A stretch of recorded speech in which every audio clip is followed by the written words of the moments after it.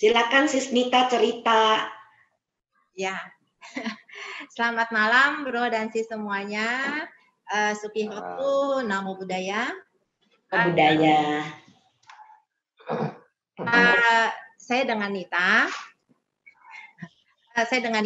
Nah, di sini saya mau menceritakan sedikit ya, Bro dan Sis, pengalaman atau saya akan sharingkan pengalaman yang saya alami. Memang saya beberapa kali sudah pernah mengikuti meditasi dengan objek lain. Bagi saya, semua objek itu memberikan sesuatu hal yang bermanfaat untuk diri saya. Ya, nah terakhir saya mengikuti TWIM. Ini ada suatu perbedaan. Ya, karena kenapa? Karena saya merasa kok ini pertama bisa dipraktekkan dalam kehidupan sehari-hari. Ya, jadi benar-benar bermanfaat. Kita benar-benar merasakan manfaat itu ada dan lebih cepat.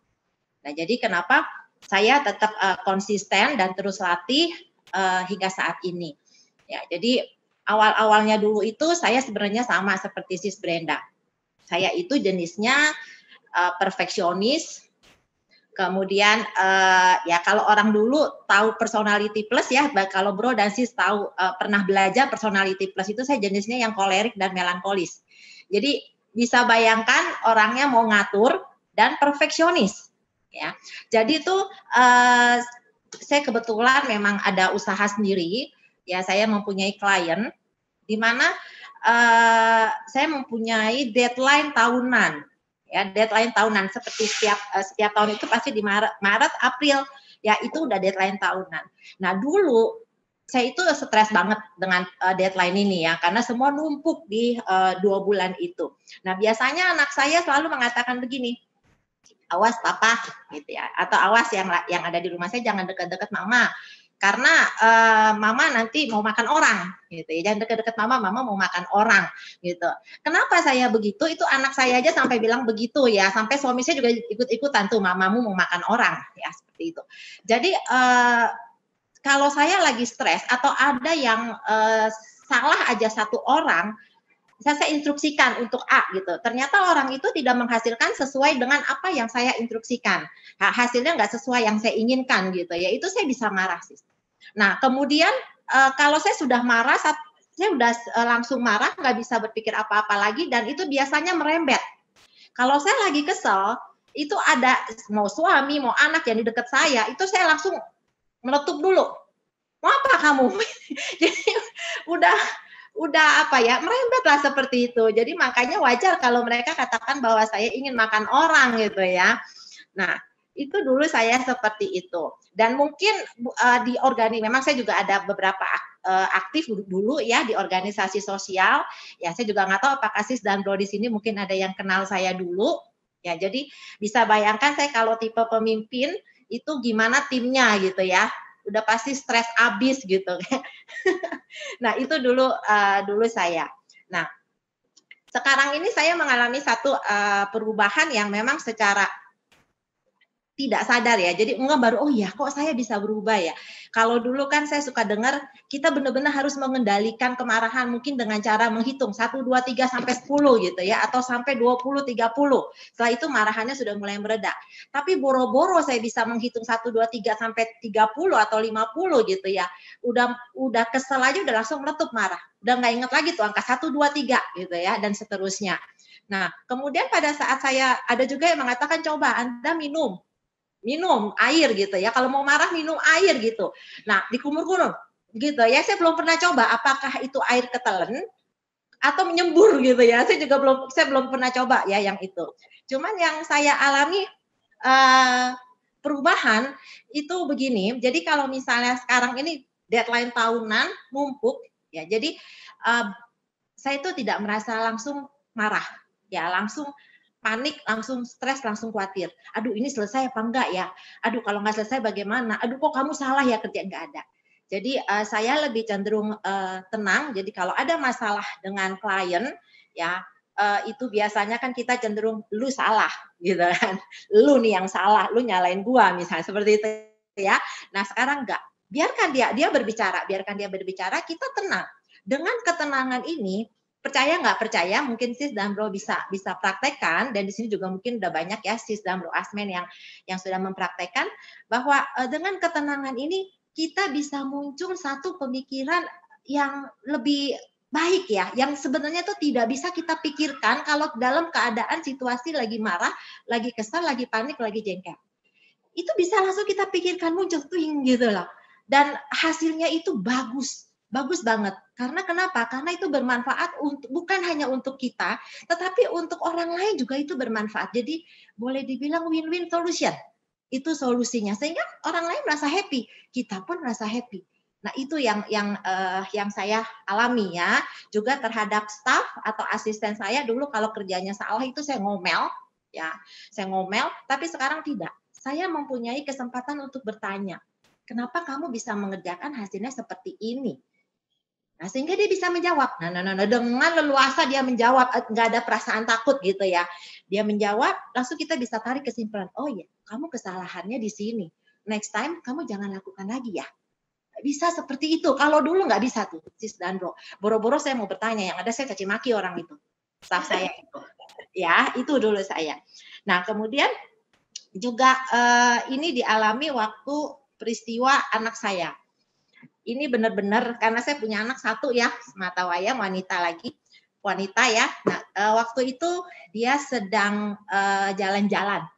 Kalau nggak salah pelepasan SMA. Mereka itu jalan-jalan ke Jogja. Sekitar 5 tahun yang lalu, kurang lebih 5 tahun yang lalu. Itu pas pada saat itu di Merapi ya, dia bilang, "Mama pagi-pagi siang, Mama aku mau ke Merapi, naik." Saya bilang, "Jangan ke puncaknya." Tapi ini anak bandel, "Saya pengen tahu," katanya, "puncaknya." Bayangkan. Oke, ini anak ya namanya anak sekarang ya, dia bilang jangan malah dia ingin gitu. Nah, kemudian pada saat itu kalau nggak salah jam 12 atau jam 1, saat itu ada peristiwa di mana mahasiswa yang lagi selfie dan jatuh. Itu 5 tahun yang lalu, jatuh langsung. Saya tahunya pada saat saya habis mendengarkan Pariyati Sasana, itu jam 12, itu saya balik pulang. Pas saya mau pulang, saya putar radio, dan di situ dikasih tahu bahwa ada mahasiswa jatuh. Ya, terjatuh karena cuaca tidak baik. Ya, cuaca tidak bersahabat di Merapi.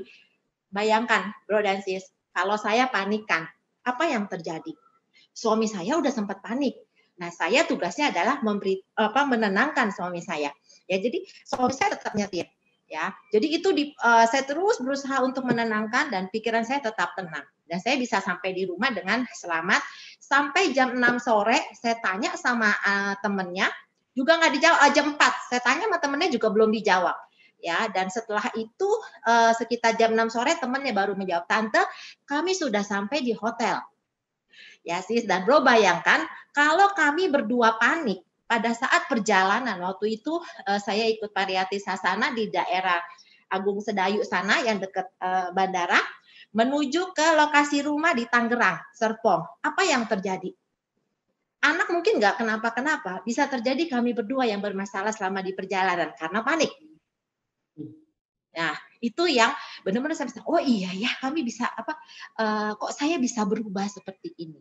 Nah, itu manfaat-manfaat yang sebenarnya banyak lagi. Jadi kejadian yang serupa, yang biasanya kita langsung panik, langsung marah, mungkin dalam proses pertama kali mungkin kita cukup tarik napas, itu hilang sudah. Mau marah juga bingung apa yang mau dimarahkan karena sudah udah lenyap nggak tahu kemana. Lama-lama kalau kita memang meditasi tetap harus dilatih ya, Bro dan Sis ya. Lama-lama pada saat kita sudah terus melatih, peristiwa yang sama terjadi, kita tidak perlu narik napas, tidak perlu apa-apa, no problem, kita bisa senyum. Itu yang benar-benar bisa senyum gitu lah, ya. Nah, itu yang benar-benar tuh saya rasakan dan ini pula bermanfaat untuk anak saya. Ya, dulu anak saya itu ini manfaat sekali untuk youth camp, makanya saya kenapa ingin memberikan satu ide atau membantu youth camp karena waktu itu anak saya sempat trauma meditasi waktu SD atau kelas 6 atau SMP, waktu itu meditasi mungkin mentalnya, batinnya belum siap sehingga langsung menjerit mendengar kata meditasi. Saya pun bingung ya, kenapa ini anak menjerit gitu ya. Nah, setelah waktu saya sebelum mengenal TWIM.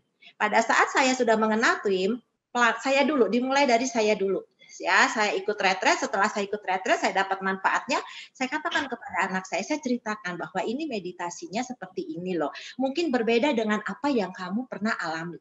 Dan akhirnya tuh anak sekarang, Bante dimanapun Bante ada di Malaysia, dia tetap ikut mama, aku mau retret. Nah, jadi kita sekarang kewalahan deh ya, kewalahannya tuh bukan mengajak dia, ayo loh ikut retret, bukan. Tapi kewalahannya adalah menyiapkan dana untuk tiket pesawat. Kalau Bante lagi ada di Malaysia, dia mau ikut retret ke Malaysia. Nah itulah, itu perubahan dan memang itu bermanfaat bagi anak saya di mana dia studinya itu tidak bersama dengan kami, jauh ya, dan dia bisa melihat, dia bisa memilih lingkungan-lingkungan Kalyanamita. Ya, jadi kalau ya tidak sesuai dengan batin dia merasa, aduh mama, aku kayaknya aku nggak bisa di sini, aku ingin mencari Kalyanamita untuk mengembangkan batinnya. Nah itu nggak perlu diajarin Sis Danru. Dia sudah mencari sendiri, ya, dan sekarang dan bertubi-tubi di tempat itu kan boleh dibilang persaingannya begitu luar biasa ya. Jadi bertubi-tubi menghadapi masalah, ya. Cuman cukup bilang, mama aku tadi menghadapi ini, tapi sudah di 6 loh, udah nggak ada apa-apa lagi, ya udah ngapain dia laporan dalam hati saya ya, tapi nggak apa-apa lah, gitu kan, gitu, ya. Nah seperti itu, jadi memang itu benar-benar sangat bermanfaat dan kenapa juga saya ingin membantu Sis Brenda untuk mengarahkan meditasi kepada Bro dan Sis yang ingin belajar, karena kami di sini mengharapkan bahwa Bro dan Sis kalian pun memang mempunyai bisa berbahagia begitu ya. Jadi bukan benar-benar berusaha mengendalikan, tapi dari dalam loh, dikikis. Dikikisnya itu dari dalam batin.